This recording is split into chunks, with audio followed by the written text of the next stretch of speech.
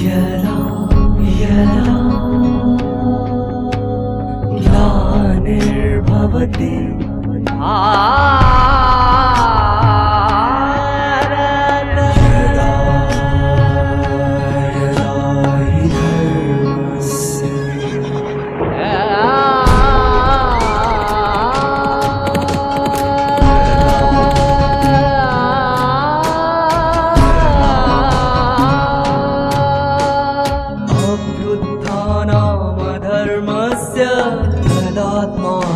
सृजाम्यहं परित्राणाय साधूनां विनाशाय च दुष्कृतां विनाशाय धर्म संस्थापनार्थाय संभवामि युगे युगे युगे युगे युगे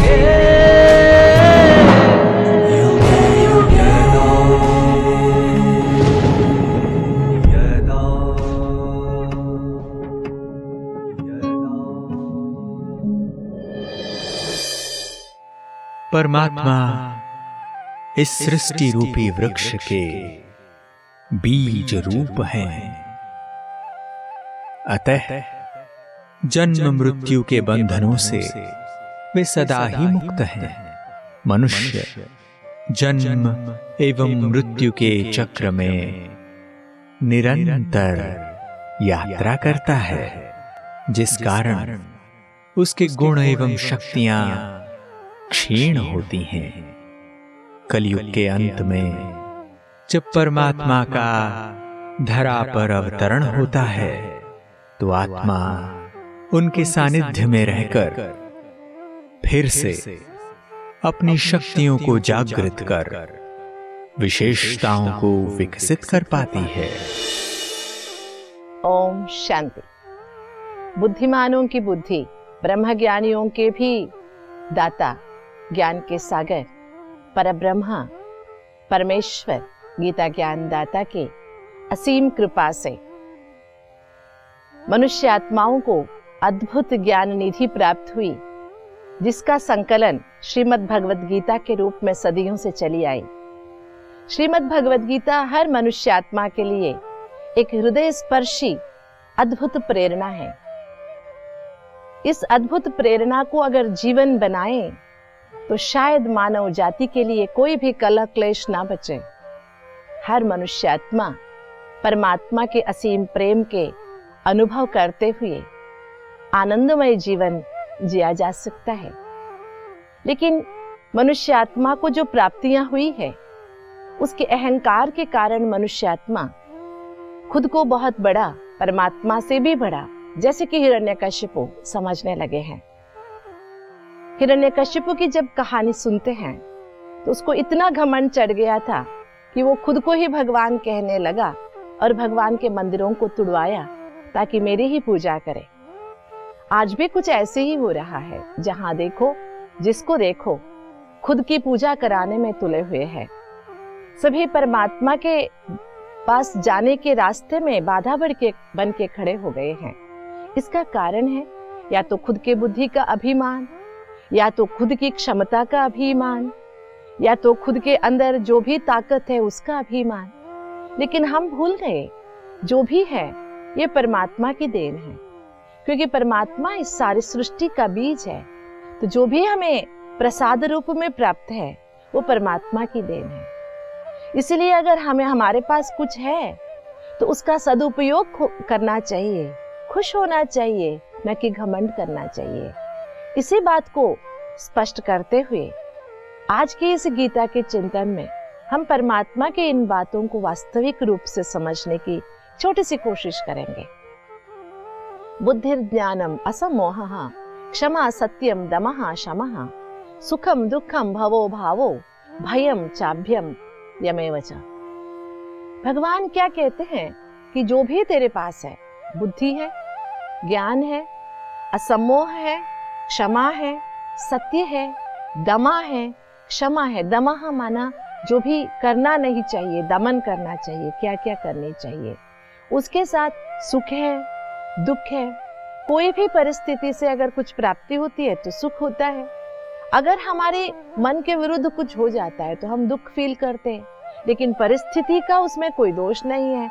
उसको हम कैसे लेते हैं उसके आधार से या तो सुख होता है या तो दुख होता है। भवो भावः, अर्थात कुछ प्राप्ति है, कुछ अप्राप्ति है, कुछ मिलता है, कुछ नाश हो जाता है। भय है, भय से मुक्ति है।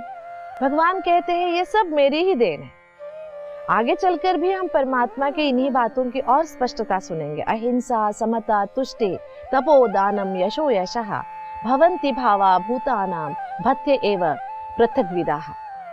टोटली भगवान इन 2 श्लोकों में, भगवानुवाच में हम कुछ 20 बातें सुनते हैं जो परमात्मा से हमें प्राप्त है। ये सभी परमात्मा के देन है। थोड़ा सा इसमें हमारे मन में परेशानियां हो सकती है। सुख परमात्मा देता है, फिर दुख परमात्मा की देन कैसे हुई? दुख तो परमात्मा कभी देता नहीं है, क्योंकि वो दुख हरता है, सुख करता है। जी हाँ, भगवान हमें दुख नहीं देता, लेकिन हम दुख ले लेते हैं। एक परिस्थिति इस सृष्टि नाटक के अंदर परमात्मा के निर्देशन में बनी हुई है। उस परिस्थिति से अगर हमें अच्छा लगा तो हम सुख महसूस करते, हमें अच्छा नहीं लगा तो हम दुख महसूस करते, और ग्लानि परमात्मा की करते कि परमात्मा ने दुख दिया, उसको परमात्मा ने सुख दिया, मुझे दुख दिया।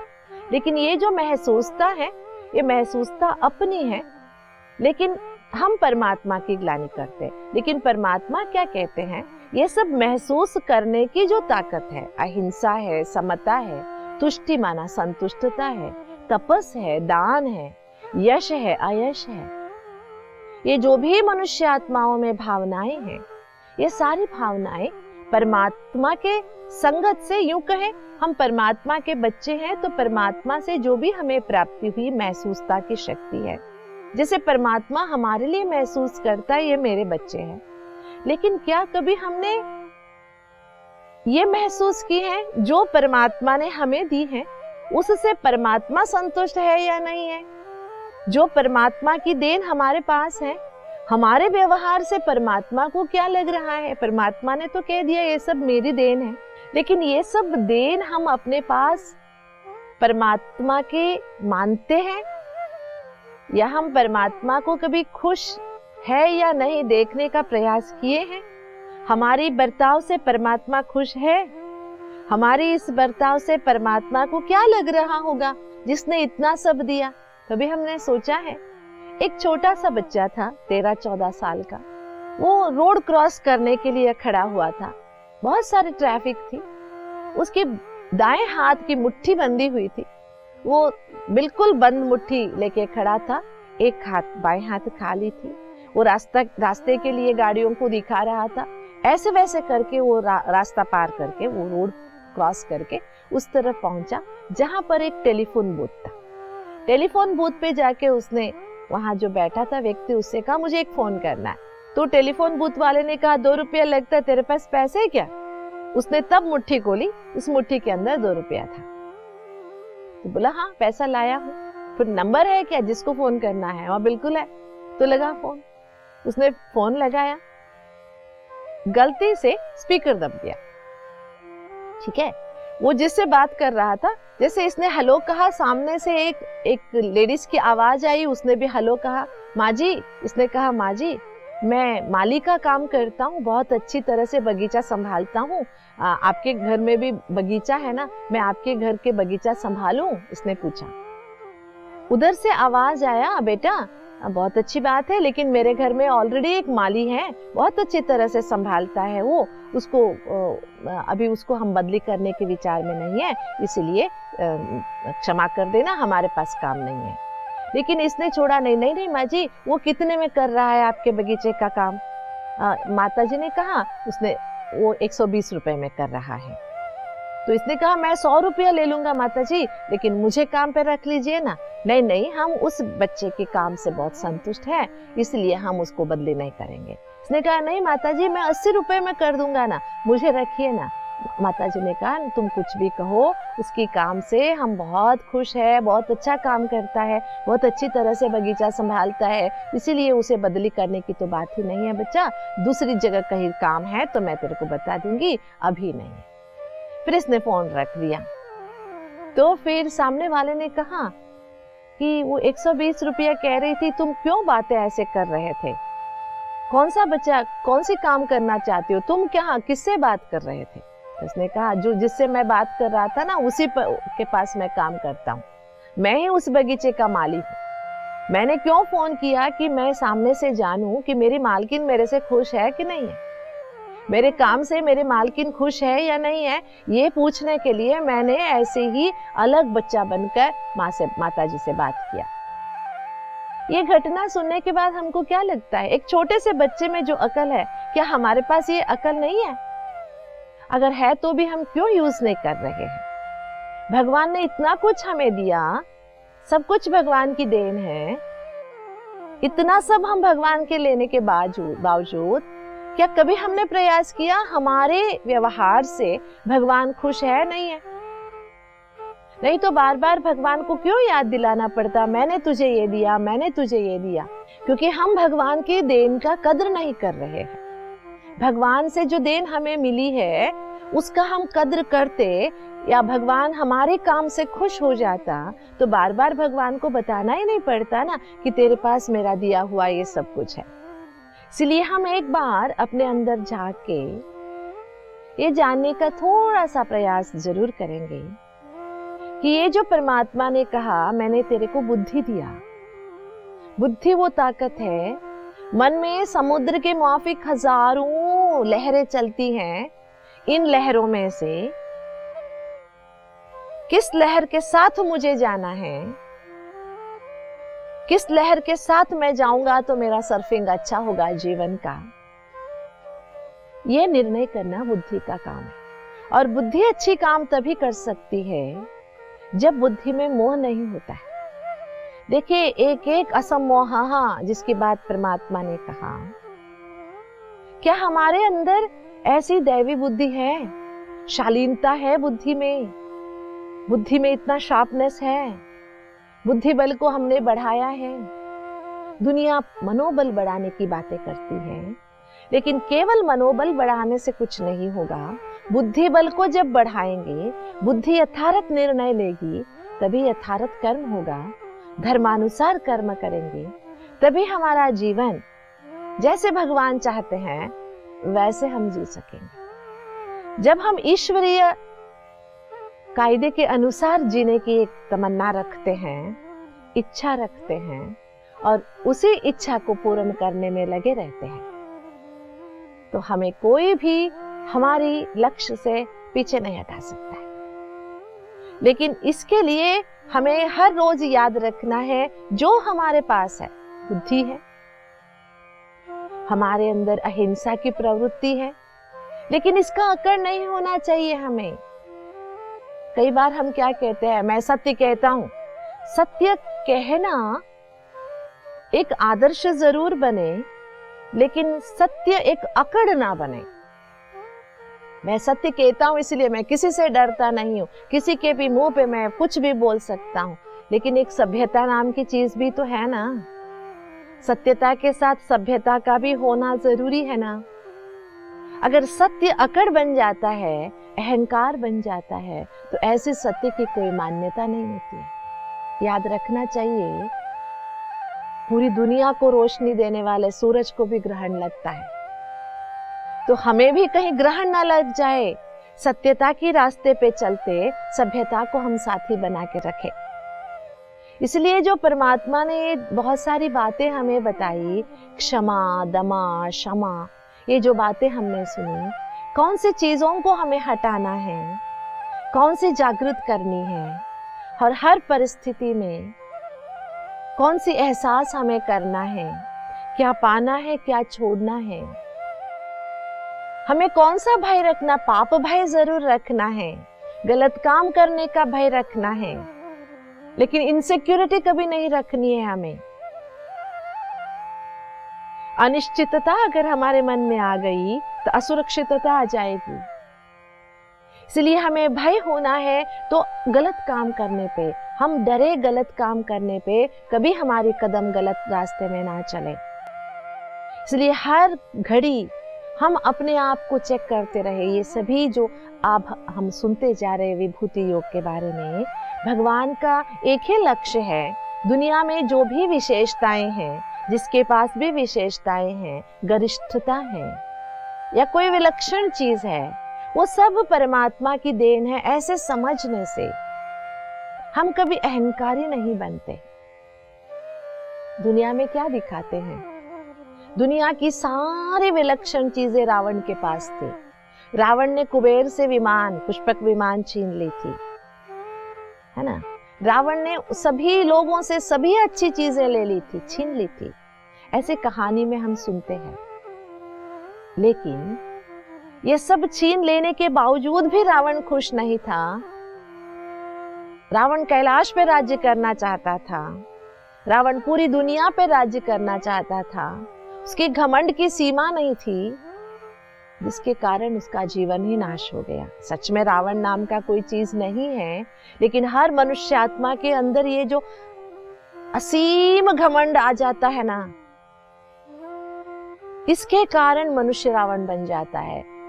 जो हम पिछले कड़ियों में सुने थे कि राक्षसी प्रवृत्ति जिसको कहते हैं, मनुष्यात्मा में अति तामसिकता के कारण राक्षसी प्रवृत्ति आ जाती है। सभी का छीन के मैं सुख से रहूं, ये जो भावना आ जाती है। लेकिन हम भूल जाते हैं कि सुख एक एहसास है जो भगवान से मिली हुई ताकत से ही महसूस हो सकता है। छीनी हुई चीजों से, किसी पराये वस्तुओं से हम सुख की एहसास नहीं कर सकते। ये परमात्मा हमें बता रहे हैं। किसी के पास सुख है, सच में लगता है सुख है, तो उसके पास परमात्मा प्राप्ति होगी। परमात्मा प्राप्ति के बिना अगर किसी के पास सुख है तो वो सुख आधा अधूरा है और दिखावे का है। आज दुनिया में हम देख रहे हैं सब कुछ दिखावा है ना। इतना दिखावा है, हर घड़ी हम मुखौटे के जीवन जी रहे हैं। इसलिए परमात्मा हमें बार बार याद दिला रहे हैं, जो भी हमारे पास ताकत है, जो भी विशेषताएं हैं, हम उस विशेषता की गौरव करें, सम्मान करें। और एक बात, बहुत इंपॉर्टेंट बात है, दुनिया में जो भी मनुष्य आत्माएं हैं, जिनमें भी विशेषताएं हैं, सब परमात्मा की दी हुई देन है। तो हम व्यक्ति विशेष की तरफ आकर्षित भी नहीं होंगे। अब क्या होता है, एक व्यक्ति की विशेषता देख ली तो उस व्यक्ति की तरफ हम आकर्षित हो गए, हम परमात्मा से बिल्कुल दूर हो गए। अरे ये भाई तो बहुत अच्छी तरह से ज्ञान समझाता है, ये भाई तो जब समझाता है ना तो दिल को छू जाता है। उस भाई के सामने लट हो गए, परमात्मा को भूल गए जिसने इस भाई को ज्ञान दिया। उस बहन के पीछे हम पागल हो गए जिस बहन को भगवान ने ज्ञान दिया। इसलिए भगवान बार बार याद दिला रहे हैं, विशेषताओं का सम्मान जरूर करिए, व्यक्ति विशेषों का नहीं। व्यक्ति में जो विशेषता है वो परमात्मा देन है। उस परमात्मा देन को अपनाने में हिचकिचाने की जरूरत नहीं है। लेकिन उस परमात्मा विशेषता को न पहचानने के कारण हम जो व्यक्तियों के या विशेषता के पीछे भाग रहे हैं, जिसके कारण हमारी सदियों से हीरो वर्शिप की जो आदत बन गई है। किसी ने अच्छा किया, उसकी तारीफ के पुल बांधी, उसकी मूर्ति बना दिया, उसकी पूजा करने लगे या उसकी वाहवाही करने लगे, उसके पीछे चले गए। देहाभिमान के महत्ता है ये।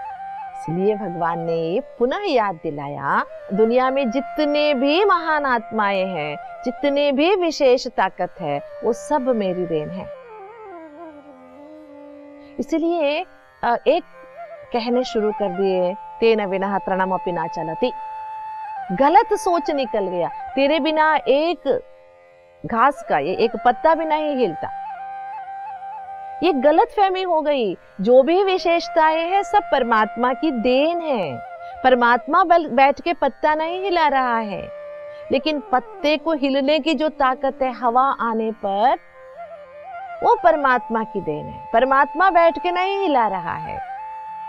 ये जो समझ में फर्क आ गया, हर एक जो विशेषता है, खुद धूप में खड़ा हुआ पेड़ मनुष्य आत्माओं को छाया देती है। घने धूप में छाया देने का जो ताकत है पेड़ को, भगवान ने प्रदान किया। ये ऐसे नहीं कि भगवान बैठ के पेड़ से छाया दिलवा रहा है। ये जो सोच में फर्क आ गया हमारा, इस सोच को ठीक करने के लिए ही तो एक गीता ज्ञान चिंतन हम आपके साथ शेयर कर रहे हैं। इसलिए हम आप सभी मिलके परमात्मा की इस बात को अच्छी तरह से दिल से लगा के सोचेंगे और हर किसी में, जैसे कि हंस क्षीर न्याय बोलते हैं कि हंस क्या करता है, दूध और पानी मिला के रखे तो दूध को ही ले लेता। ऐसे हमने सुना है, देखा नहीं है कभी, लेकिन सुना है। तो हम भी आज की इस कलयुग की दुनिया में कितने भी बुरे लोग हो, कैसी भी विपरीत परिस्थिति हो, उसमें भी अच्छाई को ढूंढने का प्रयास करेंगे, क्योंकि पूरी दुनिया भगवान की रचना है। तो 90 अवगुण होने के बावजूद, 99 अवगुण होने के बावजूद भी एक तो अच्छा गुण हर किसी में होगा ही। अगर ऐसा सोच हमारा बन गया ना, जो भी अच्छाई है भगवान की देन है और हर एक में मुझे अच्छाई देखनी है, क्योंकि हर बंदा भगवान का बंदा है, हर बंदा भगवान की रचना है। ऐसे सोच के जब हम चलते हैं तो हमारा जीवन बन जाता है, हमारी परेशानियां खत्म हो जाती है और हम अपने इस चाल से, इस व्यवहार से भगवान को खुश कर देते हैं। भगवान भी तो हमारे से खुश होगा ना, क्योंकि वो हमारा पिता है। हमारे अच्छे कर्मों से वो भी खुश होगा, लेकिन हमारे खुश करने ना करने से उसे कुछ फर्क नहीं पड़ता, लेकिन फर्क हमें पड़ता है। अगर हमारे चलन भगवान को खुश करने जैसे नहीं है तो हमारे चलन आसुरी चलन है। आसुरी चलन से हम फिर से ही आसुरी दुनिया में चले जाएंगे। हमारे चलन से हमको ही दुख पहुंचेगा। जैसे कि है ना, हड्डी को खाता हुआ कुत्ता बहुत खुश रहता है ये सोच के मुझे गरम गरम खून मिल रहा है, लेकिन वो चबाता अपना ही खून है। इसी तरह हम भी आसुरी चलन के कारण, अपने आसुरी चलन के कारण अपने आप में खुश होते, मैं बहुत अच्छा हूँ, लेकिन सच में हम अच्छे नहीं होते, क्योंकि हमारी चलन से भगवान खुश नहीं होता, क्योंकि हम ये नहीं पहचानते जो हमारी विशेषता है वो भगवान की देन है। तो क्या करेंगे, आज से एक बात तो पक्का करेंगे ना, जो भी हमारी विशेषताएं हैं सब परमात्मा की देन है। ऐसे नहीं सोचना कि भगवान ने कह दिया सुख दुख मेरी देन है, तो दुख देना भगवान की विशेषता बिल्कुल नहीं है। अगर एहसास करना, सुख दुख का एहसास करना भगवान से एहसासता की शक्ति हमें मिली है, उसको अगर हम गलत इस्तेमाल करते हैं तो उसका प्रभाव हमारे ऊपर पड़ता है। इसलिए हम हर विशेषता को सही तरीके से इस्तेमाल करें और हर विशेषता को परमात्मा की देन समझे, तो हमारा जीवन बहुत ऊंचा हो जाएगा। श्रीमद् भगवत गीता परमात्मा द्वारा दी गई अद्भुत ज्ञान निधि है, जिससे मनुष्य आत्माओं के जीवन से सब प्रकार के कलह कलेश मिट जाते हैं और मन उमंग उत्साह से भरपूर हो जाता है। गीता ज्ञान एक गुह्य राज स्पष्ट करता है कि सभी मनुष्य आत्माओं में जो भी विशेषताएं हैं वह सब परमात्मा की देन है। तो दोस्तों, हमें अहंकार किस बात का और फिर किसी दूसरे व्यक्ति की विशेषताओं को देखकर उसकी तरफ आकर्षित होना भी तो व्यर्थ है। देखिए कितनी सहजता से परमात्मा हमें अहंकार एवं आकर्षण से मुक्त करते हैं। विभिन्न परिस्थितियों में मनुष्य जो भी निर्णय लेता है उसी आधार पर वह अपने जीवन में सुख दुख, मान अपमान या यश अपयश इन सब की प्राप्ति करता है। परमात्म ज्ञान को धारण कर मन श्रेष्ठ विचारों का सृजन करता है, जिससे हमारा मन अहंकार, लोभ, मोह जैसे विकारों से मुक्त हो जाता है। हमारी बुद्धि भी स्वच्छ होकर सटीक निर्णय लेने में सक्षम हो जाती है, जिससे मनुष्य श्रेष्ठ कर्म करने लगता है। यही श्रेष्ठ कर्म का बीज उसके उज्जवल एवं सफल भविष्य का निर्माण करता है। तो चलिए सभी विशेषताओं के दाता सर्वशक्तिमान परमात्मा को ही अपना बना ले और आनंदमय जीवन जिए। ओम शांति।